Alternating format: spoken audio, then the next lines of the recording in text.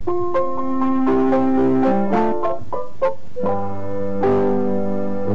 with Grandpa, what can be more fun? Living where there's love for everyone. Learning lessons each and every day. Learning from the Word of God, the light to guide our way. Life with Grandpa, what can be more fun? ¿Te puedes imaginar cómo un aparentemente inocente espectáculo de marionetas para niños podría incentivar a los pequeños, adolescentes y en sí a todos los miembros de la familia a normalizar las relaciones íntimas entre ellos? A, entre comillas, derrochar amor con absolutamente todos. Te quiero, mami. Te quiero, abuelo. Eso es muy dulce, David. Gracias por ese bonito y generoso regalo. ¿Qué regalo? Ese lindo beso. Un beso es un regalo muy bonito. Un regalo también puede ser un beso o un abrazo o una acción cariñosa. Cualquier cosa que hagas para hacer feliz a la gente. Y cuando digo absolutamente todos, me refiero en especial con las personas mayores. ¿Sabías que los grandes les hace muy felices cuando los pequeños les dan amor? Una forma muy especial de demostrarles a las personas mayores que los amas es dándoles muchos abrazos, besos y mimos. Amor y el afecto de un niño realmente animan e inspiran a los mayores. Tu cariño nos hace muy felices, David. Gracias, mami y abuelo, por su cariño. Así que si eres rico en amor, no seas tacaño, compártelo con los demás. Dales muchísimo amor y grandes abrazos y besos. Tristemente, no es necesario que te lo imagines, ya que esto de hecho sí pasó. Y si bien los mensajes que se muestran en los clips anteriores no enseñan algo extraño a primera impresión, conocer más a detalle el contenido, el propósito y todo el siniestro contexto en torno a este show de televisión te va a dejar devastado. Sin más preámbulo, esta es la historia de Life with Grandpa, el show infantil más perturbador de la historia. Puede que nunca haya oído hablar de los hijos de Dios, pero están ahí afuera. En público, los miembros invocan constantemente el nombre de Jesús, pero en privado, supuestamente ven el infantil y el incesto como parte de su evangelio. Conocido por el seudónimo de Moisés David o simplemente Mu, David Berg era ministro de la Alianza Cristiana Misionera en Valley Farm, Arizona. En 1951 fue expulsado de la congregación bajo sospecha de conductas sexuales inapropiadas, motivo por el cual inició su propio movimiento alejado de la forma ortodoxa cristiana tradicional. Apropiándose del movimiento hippie y de la búsqueda de identidad de un grupo de adolescentes, en 1968 forma Teens of Christ. Fue de esta forma en la que este demente comenzó a impartir su retorcida interpretación de la Biblia a cientos de jóvenes que estaban fascinados con sus ideas revolucionarias. Incluso fueron persuadidos con sus profecías apocalípticas. Por ejemplo, Berg predicaba que Estados Unidos pronto sería destruido por haberle dado la espalda a Jesús. Aunque parecía ser un bondadoso, Berg era un dictador. Todas las decisiones que se tomaban recaían únicamente en él, quien los controlaba a través de su temperamento iracundo alimentado por el alcoholismo. Pero Mu necesitaba aún más control sobre sus adeptos, por lo que los hizo separarse de la sociedad, lo que despectivamente llamaba como el sistema, estableciendo hogares comunales para así abandonar sus vidas y posesiones pasadas, incluidos sus propios nombres, siendo comúnmente rebautizados con nombres bíblicos como Ezequiel o Jeremías. La vida en los hogares comunales estaba estructurada de forma totalmente rígida. Cada una de las acciones que se realizaban eran ordenadas por los líderes y para salir de la casa, por cualquier motivo, se necesitaba de un permiso formal. Ni siquiera salir con alguien, besarse o tan solo tomarse de la mano. Pero las cosas estaban a punto de cambiar radicalmente. La madre de Mu era aún más dominante que el mismo Berg. Se cuenta que de niño lo golpeó brutalmente después de descubrir que una criada le había acariciado sus partes. Posteriormente lo amenazó con castrarlo como castigo por manosearse compulsivamente. Después de años de represión, el líbido de Berg se desató y la naturaleza del grupo cambió para siempre. Con este cambio, Berg inicia una relación con su secretaria, Karen Serby, dejando a un lado la moralidad bíblica de la monogamia para dar paso a las relaciones polígamas. Mantenía una obediencia estricta de sus seguidores a través de una serie de mandamientos escritos en las llamadas Cartas de Mo. Pero lo más sorprendente de la secta es la filosofía de Berg en lo que respecta al A través de una de las múltiples cartas de Mu, textos que enviaba a sus seguidores, cuyos párrafos se enumeraban como los pasajes de la Biblia y que fueron tomadas como escrituras por los fieles, anunció que con los cambios que se avecinaban estaban reemplazando la entre comillas vieja iglesia por la nueva iglesia, además del vino viejo por el vino nuevo. Al principio, de forma gradual y luego con entusiasmo, los miembros del culto de Berg aceptaron los cambios. Los líderes de los hogares comunales tomaron en serio estas palabras y comenzaron a tener relaciones en el grupo. El intercambio de esposas y las reuniones sociales cuyo único objetivo era el acto coital se convirtieron en eventos autorizados y hasta programados, generalmente controlados por los hombres. Dentro de un rebaño cada vez más entusiasta y desquiciado, no había fiel más ferviente que Karen Serby, la segunda esposa de Berg, y que dentro del grupo era conocida cariñosamente como Mamá María. Varios meses después tuvimos que abandonar Tenerife debido a la persecución. Los periodistas, de los grandes periódicos internacionales, vinieron hasta el pequeño pueblo, esperando que nuestros vecinos hablaran mal de nosotros. Ahora descubriremos la verdad sobre el padre David. Sí, ja, ja, ja. No tenemos nada malo que decir sobre ellos. El padre David y su familia eran buenos cristianos. Donaron útiles para nuestra capilla y escuela. Los niños de mi escuela los extrañan mucho. Las cosas malas que escriben son mentiras. Es un buen hombre, un hombre de Dios. Siempre fue tan generoso. El padre David y su familia trajeron amor, alegría y bondad a nuestro pueblo. Sí, eran vecinos muy amables. ¿Los conocíamos? Mientras que los miembros se encontraban ocupados compartiendo su amor, un grupo de padres que había perdido contacto con sus hijos comenzó a señalar públicamente al grupo como una secta de lavado de cerebro y desesperados intentaron mantener en cautiverio sus seres queridos de las casas comunales. Esta mala fama ocasionó que Berg y Serby se marcharan a Londres en 1972 y establecieran una base en una gran fábrica vacía que les había regalado un millonario británico. Mo nunca volvió a vivir en los Estados Unidos. Desde London, Berg continuaba compartiendo su visión retorcida de la Biblia para así justificar manifestaciones cada vez más extrañas de amor libre. Todos los miembros eran alentados a participar en actos íntimos en grupo y, desafortunadamente, cada vez involucraban a miembros más jóvenes. Practico lo que predico, y predico el con niños y niñas. Aleluya. Berg derribó casi todas las barreras de la intimidad. Cualquier mujer de la secta que Mu quisiera estaba disponible para complacerlo. Tenía a su disposición a la esposa de alguien, a la madre de alguien y finalmente también al hijo de alguien. Karen se aseguró de que tuviera quien quisiera. David Berg deseaba desesperadamente un heredero varón para que continuara con su legado. En la Biblia, en el libro de las Revelaciones, existe una profecía que señala que al final de los tiempos surgirían dos profetas de Dios. En la interpretación de Berg, uno sería Serby, la reina, y esperaba que el otro fuera su hijo, el rey. Juntos harían que saliera fuego del cielo y se opondrían al anticristo. Este rey tenía que ser su propia creación y sería una obra de arte, un joven que lo obedecería incondicionalmente, algo que sus 4 hijos con su primera esposa no quisieron. En su búsqueda de que se cumpliera la profecía del heredero y para reforzar el reclutamiento de más seguidores, Mu comenzó a predicar un evangelio sensual aún más enfermo. El movimiento lo ejecutó Karen Serby, quien tuvo que tomar lecciones de baile de salón y cuando dichas clases dieron frutos, se presentó a algunos locales nocturnos de Londres como carnada de peces hambrientos. Se acostaba con hombres solitarios y adinerados, quienes más tarde se enredaban con otras mujeres del grupo.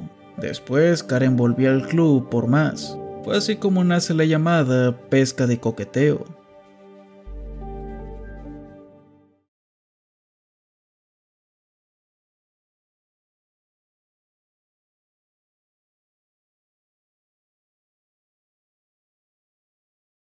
Solo que el coqueteo era más que coqueteo. En realidad era religiosa.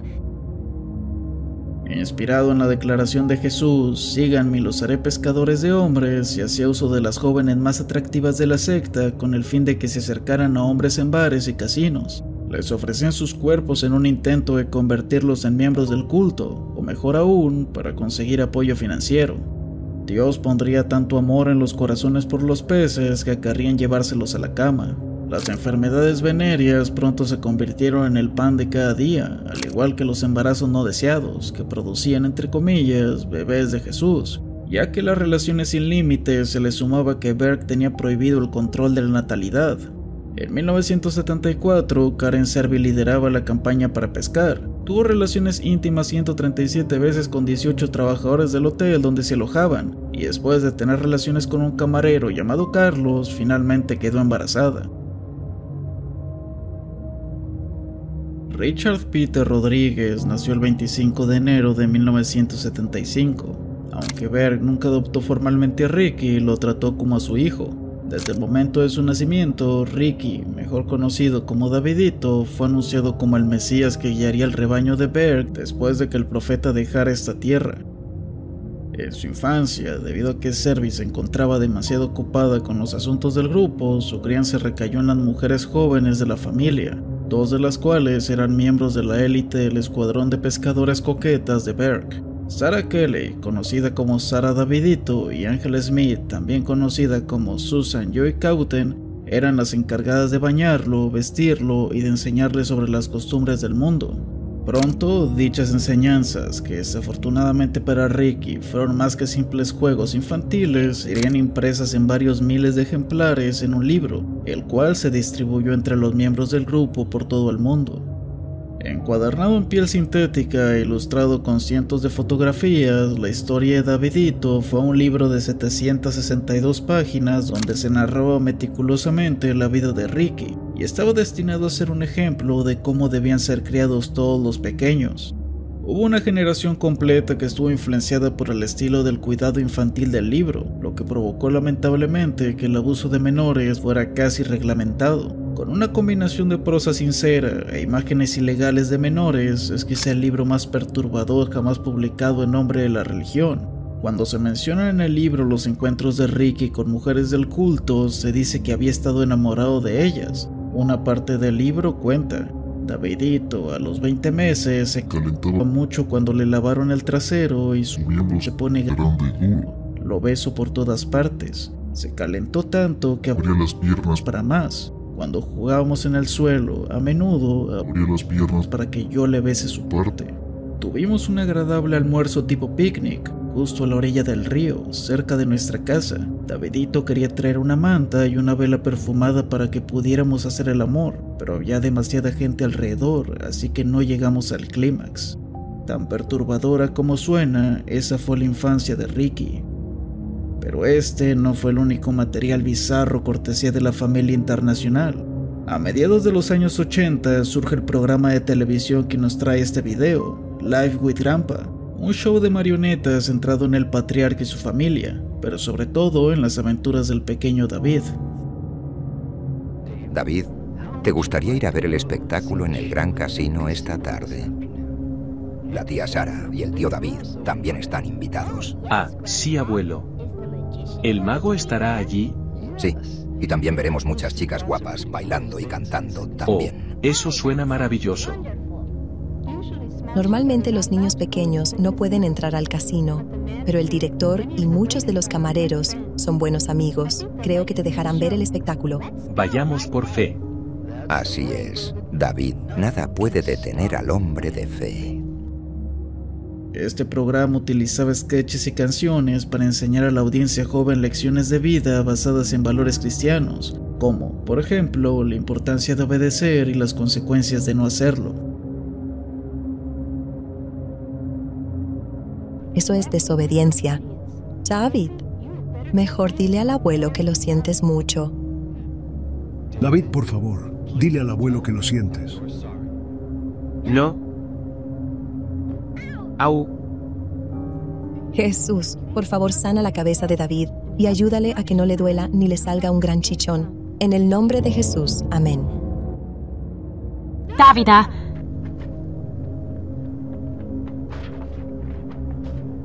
Oh, Davida.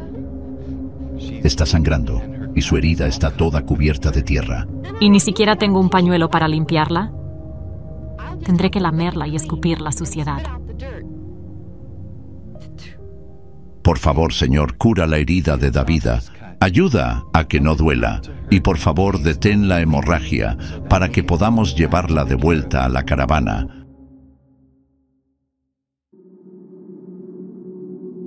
Aunque las marionetas tienen un efecto de valla inquietante, sin duda alguna el diseño de estos muñecos es por lejos lo peor del show. Algunas de las lecciones son realmente bizarras. Esas niñas nos están mirando. Pobres muchachas, sus vestidos están tan andrajosos. ¿Por qué no les lanzas un beso para que te vean? Jesús te ama.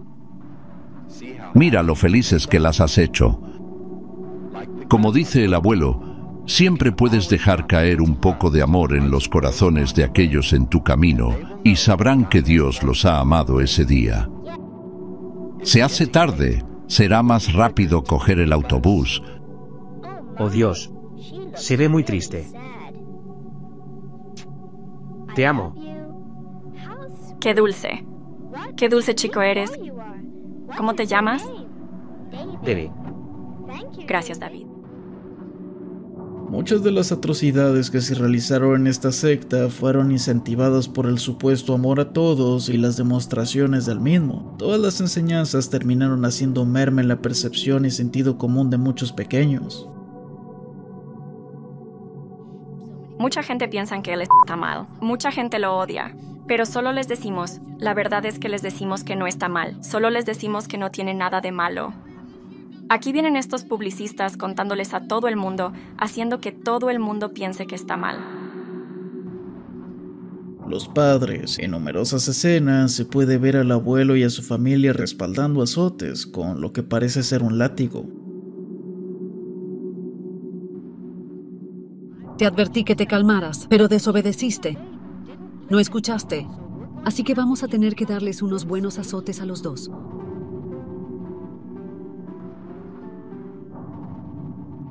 La familia del abuelo parecía tener una aversión hacia los médicos, siendo lo correcto según él dejar que Dios haga un milagro. Gracias, Jesús. Mira, el Señor ya ha frenado la hemorragia. Vamos, Davida, te llevaré a casa. Gracias al Señor. Poco después, ya no quedaba ni rastro del profundo corte en la frente de Davida. Seguramente un médico lo habría cosido, pero nuestro Dios sigue siendo un Dios de milagros.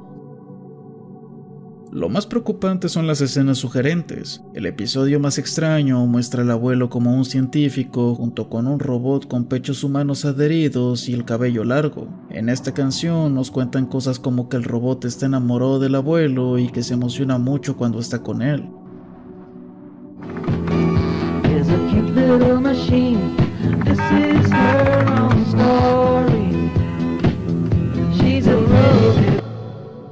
Centrándonos nuevamente en Ricky, para cuando aprendió a hablar ya había visto sesiones de relaciones íntimas grupales. Para él todas esas actividades eran parte de una existencia normal y piadosa. A los 10 años fue incluido en los horarios de intercambio, unas listas publicadas en los hogares comunitarios que dictaban cuándo un miembro de la secta podía tener relaciones íntimas con otro miembro. Las relaciones con menores se extendían a través del grupo, que para entonces había sido rebautizado como la familia del amor. Por su parte, Berg siguió dando rienda suelta a su lujuria, que descendió hasta las relaciones con familiares e instó a los miembros de alto rango a seguir su ejemplo.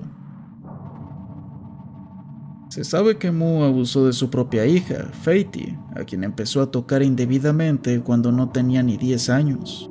Cuando Ricky cumplió 12, Berg le asignó una, entre comillas, novia, una mujer adulta de la secta llamada Bonnie. A esa misma edad, Ricky tuvo relaciones con su propia madre. Mientras esto ocurría, Davida Kelly, de 11 años, hija de una de las cuidadoras de Davidito, se encontraba acostada en la cama junto a ellos, mientras David Berg la tocaba indebidamente. Conforme crecía, a Ricky le resultaba cada vez más molesto el papel de Mesías. Él sabía que Moo y Karen nunca lo habían amado. Para ellos todos eran marionetas, incluido él. Era completamente entendible la incomodidad que le generaba a Ricky la distribución del libro de Davidito, y a esto se le sumaba el comportamiento cada vez más errático de Berg. Pero había algo que lo molestaba aún más, y era el trato de Moo con su nieta. Mary Julian Berg, mejor conocida en la familia como Min, parecía marcar un punto de inflexión en la actitud de Ricky hacia sus progenitores y el culto del que presidían. Su padre, Aaron, se había quitado la vida en 1973 a la edad de 25 años, por lo que llegó a vivir con Karen y Moo desde que era una pequeña. A la edad de 11 años, Min bebía vino y veía videos para adultos como parte de su rutina. Por esa época también fue filmada realizando bailes de striptease con otras mujeres y las pequeñas del culto. Berg, muchas veces borracho, le acariciaba sus partes íntimas mientras Servi observaba. Para Ricky, David Berg trajo a Min a su casa con el único propósito de poder abusarla. Después de todo, le gustaba tanto hacer el amor con sus hijas que el concepto de hacerlo con su propia nieta debía parecerle especialmente candente. La primera experiencia íntima de Mary, una de forma plena, ya que Berg lo intentó, pero debido a su impotencia no culminó, fue con Ricky, cuando ella tenía 12 años. Berg organizó este encuentro con el propósito de que Ricky la dejara embarazada y así continuar con su linaje familiar a través de su nieta. Hubo un momento en el que Servi comenzó a sentir celos de Min. Le preocupaba que se convirtiera en la próxima esposa de Moo. Sin saberlo, la vida de Min estuvo a punto de complicarse. Y sí, aún más. Esto cuando tenía 13 o 14 años, y la adolescente comenzó a percatarse de la farsa de Moo, quien le resultaba un hipócrita que ponía reglas que ni siquiera él practicaba. Un día escribió una cosa y al día siguiente otra, todo porque según él, Dios estaba cambiando. Mary comenzó a perder su fe en el grupo, en el profeta y en sí, en todas las cosas en las que creía. En su cabeza se le presentaban imágenes y fotografías violentas, por lo que le acusaron de estar escuchando a Satanás. Por la noche despertaba aterrorizada por pensar que los espíritus abusarían de ella. La joven adolescente estaba aterrorizada y buscó ayuda en su madre, su padrastro, su hermana y demás personas de confianza. Min no solo tenía miedo de Satanás, sino que quería estar bien con Dios y buscaba la aprobación del grupo, pero no recibió más que desprecio y golpes. La bofetearon, solo para después reunir a los líderes, bajarle los pantalones y azotarla en público. Cuando a Berg le notificaron sobre esto, ordenó que la golpearan con su vara cada vez que tuviera pensamientos violentos o viera monstruos, por lo que Min fue sumamente maltratada. La tomaban de la cabeza y la golpeaban contra la pared. Una vez incluso se desmayó vomitando. Dijeron que había vomitado a los demonios. Todos los días Ricky veía nuevos cortes o moretones en Min, quien le pedía ayuda, pero él no podía hacer nada. Lo que siguió para Min fue ser enviado a un campo de detención familiar en Macao, donde, tras sufrir más abusos y el encierro en su habitación durante 6 meses, sufrió una crisis mental total. A principios de los 90 fue internada en una institución de Texas. La verdad siempre sale a la luz, y conforme se fueron difundiendo noticias de las prácticas más atroces de Berg fuera del grupo, este ordenó algunos cambios en la política familiar. En 1986 instituyó la prohibición de las relaciones íntimas entre adultos y menores. Al año siguiente puso fin a la pesca coqueta, supuestamente debido a la crisis del SIDA. En 1991 pidió que se destruyeran las copias del libro de Davidito. Investigaciones en Argentina, Italia, Australia, España, Francia y Filipinas dieron mala publicidad y propiciaron la retirada temporal de cientos de pequeños de hogares comunitarios. No obstante, en todos los casos, los cargos se desestimaron por falta de pruebas. ¿De qué tipo de prácticas estamos hablando aquí? Solo indecencias. Tocamientos, besos y caricias. Y algunas veces, todo lo demás. Para inicios de los 90, la salud de Berg estaba empeorando. Con problemas intestinales graves y su mente deteriorada ahora por la edad, Servi se hacía cargo de la redacción de las cartas de Moo. Al parecer, disfrutaba de esa autoridad adicional. Berg pasó sus últimos años en un complejo secreto en Portugal y falleció en 1994, a la edad de 75 años y por causas no especificadas. En una transición suave, Karen Serby asumió el liderazgo de la familia junto con su amante, Peter Amsterdam, quien adoptó el apodo de Rey Peter y quien se cree controlaba las finanzas del culto. Antes de continuar, este es el momento en el que te invito a que te suscribas al canal.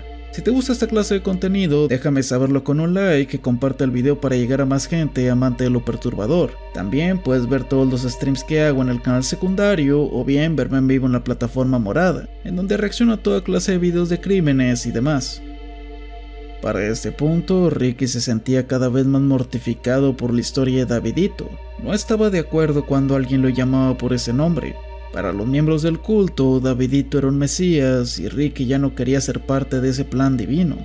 Durante una breve visita a la casa de un familiar a las afueras de Budapest en ese mismo año, Ricky tuvo algo parecido a un descanso, puesto que las rígidas reglas familiares tendían a ser mucho más laxas y sobre todo, por fin se encontraba lejos de su dominante madre. A los 20 años, Ricky deja Budapest para irse a Rusia, donde se dedicó a viajar en furgonetas familiares, salía de fiesta y trasnochaba hasta donde quería. Era algo nuevo para él, y la gente con la que ahora convivía lo querían por lo que era, no por lo que se suponía que debía ser. Lastimosamente, esto no duró mucho.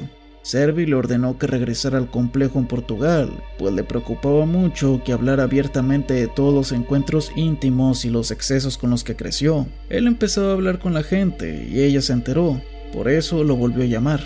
Mientras regresaba al complejo de Mamá María, Ricky estaba confundido, cuestionaba la actitud de la familia hacia la religión y pensaba seriamente en abandonar el culto.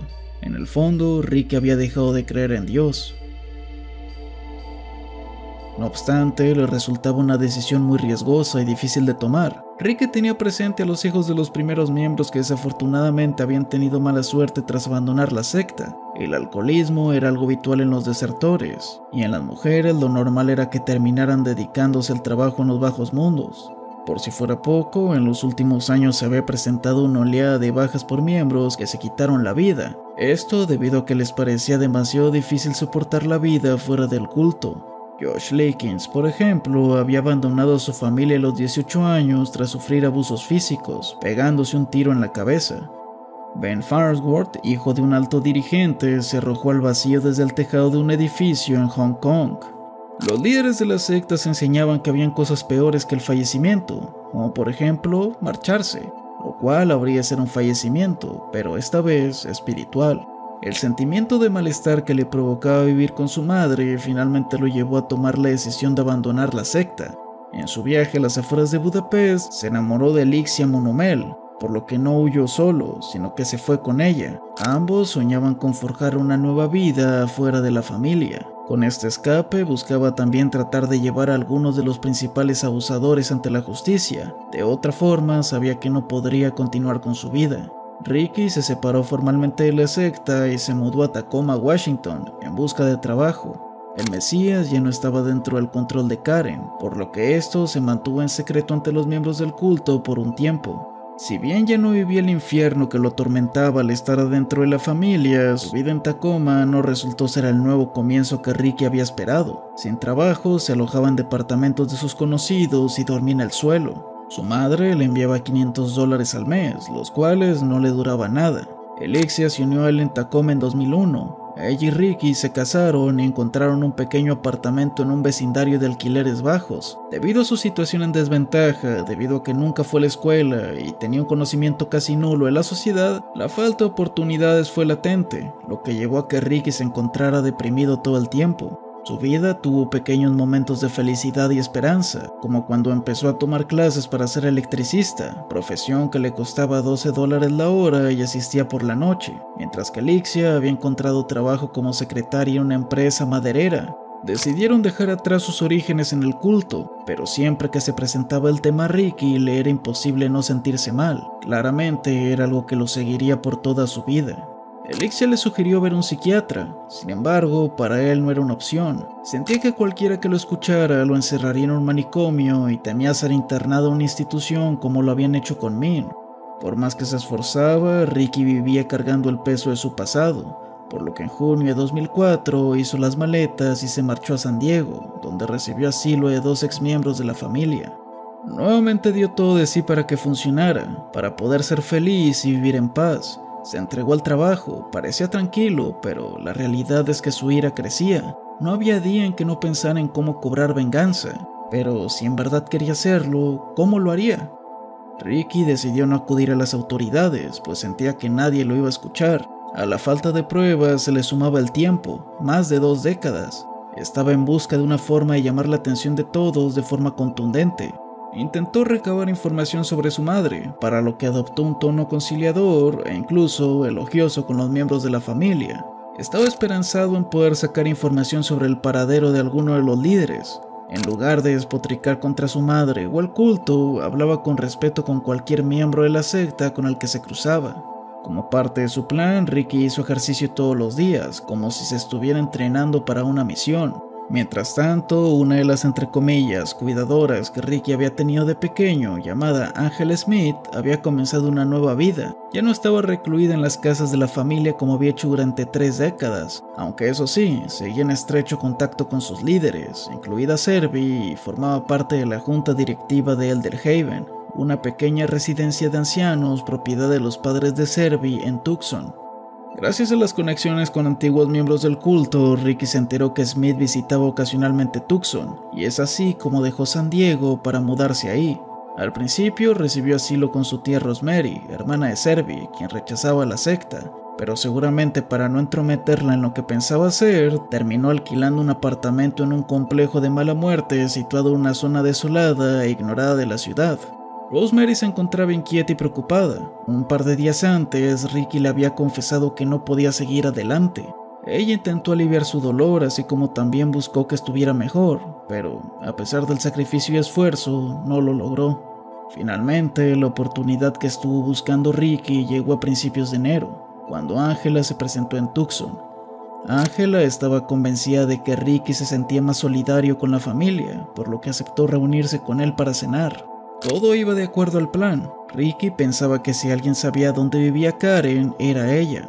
El jueves 6 de enero, Ricky empezó a beber, instaló una cámara Hi-8 Zoom y procedió a grabarse, explicando su necesidad de venganza y que en realidad era una necesidad de justicia. Bueno, hola a todos. Soy Rick y estoy haciendo este video. Bueno, supongo que por muchas razones. Supongo que la razón principal es que quiero que quede algún registro de cómo siento mis ideas. Llegado el día, vestida con pantalones negros y una camiseta gris, Angela Smith llegó al pequeño apartamento de Ricky. El joven se sinceró y habló con ella sobre los abusos que sufrió y de todo el dolor que cargaba y no desaparecía, pero Angela no parecía entenderlo. Para ella resultaba difícil comprender la ira que Ricky tenía hacia la familia e incluso hacia su madre. No se sabe si Ricky le pidió a Smith que revelara el paradero de Serby o si ella se negó. Lo que sí se sabe es que Ricky tomó su cuchillo y apuñaló a Smith al menos 5 veces, derramando sus fluidos sobre la alfombra barata y sobre su propia ropa. Para descartar errores, Ricky pasó su cuchillo por la garganta de Smith. Uno de sus zapatos salió volando durante el forcejeo y cuando todo terminó, arrojó el cuchillo debajo del sofá y huyó del departamento. Ricky se fugó hacia el desierto, rumbo a Phoenix. Mientras conducía, intentó comunicarse con su esposa, a quien le contó que había terminado con la vida de Angela. Más adelante, en una parada de descanso, volvió a llamar a Alexia llorando, pues no quería terminar con su vida, no ahí. Hizo una parada en un Holiday Inn en Beetle, California, para regresar a su coche y lo aparcó en la entrada de la oficina del distrito de irrigación de Palo Verde, en una zona industrial. En ese momento no pudo más. Por eso, de las 2 de la mañana, Ricky dejó de llamar a Alexia, recargó el teléfono en la consola central de su auto, se llevó el arma a la sien derecha y jaló el gatillo. Cuando la noticia llegó a los oídos de los exmiembros del culto con los que Ricky tuvo contacto antes de terminar su vida, se conmocionaron y comenzaron a especular sobre las intenciones de Ricky. La mayoría creyó que quería terminar con la vida de Servi, pero por distintas razones se conformó con la de Angela. Otros estaban seguros de que después de lo que hizo Smith se dirigiría a San Diego para acabar con los altos funcionarios del culto, por lo que Ricky diera fin a su vida simplemente indicaba que había tomado un camino equivocado. Esta noticia era delicada, sobre todo para los miembros activos de la familia, por lo que rápidamente los líderes de la familia comenzaron una campaña pública para desprestigiar a su Mesías, presentándolo como alguien que había caído en los hechizos de exmiembros descontentos. Miembros activos alzaron su voz, o por lo menos intentó que se viera de esta forma para frenar el linchamiento mediático. A través de correos escritos con estilo forzado y robótico, señalaban que las acusaciones de abuso dirigidas a los líderes de la familia eran absurdas e infundadas. Actualmente se desconoce el paradero exacto de Karen Servi. Por muchos años permaneció oculta, ni siquiera se contaba con alguna fotografía suya. Sin embargo, esto cambió cuando, en una infracción de seguridad sin precedentes, se publicaran fotografías en un sitio web antifamilia, conocida como xfamily.org, el cual te recomiendo que le eches un vistazo desde la Wayback Machine, ya que visitar la página en sí es considerado como no seguro por los navegadores. Al parecer, las fotos de Karen fueron tomadas por un traidor de su círculo íntimo. Para muchos miembros del culto, fue la primera fotografía que vieron de Servi en más de 20 años. Pero este acto no pasó por alto para esta demente, que contraatacó de inmediato, creando su propio sitio web, rickyrodriguez.com. La página web actualmente no existe, pero en ella subió fotos nunca antes vistas de Ricky cuando era pequeño, y en donde a este se le podía ver sonriendo y jugando. Ahora que él ya no estaba con vida, podía volver a tener el control quizá no de su existencia, pero sí de su imagen, convirtiéndose así en posiblemente la peor madre que una persona pudo haber tenido jamás.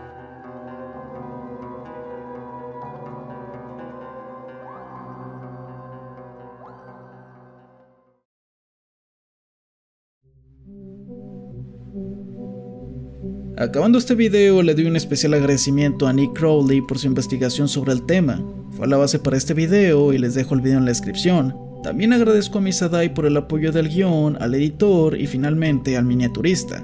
Las redes sociales de todo el equipo de trabajo también van a estar en la descripción. Sin más que decir, esta ha sido la historia de la familia internacional, una secta que sin lugar a dudas permitió, fomentó y logró con el sufrimiento de cada uno de sus miembros.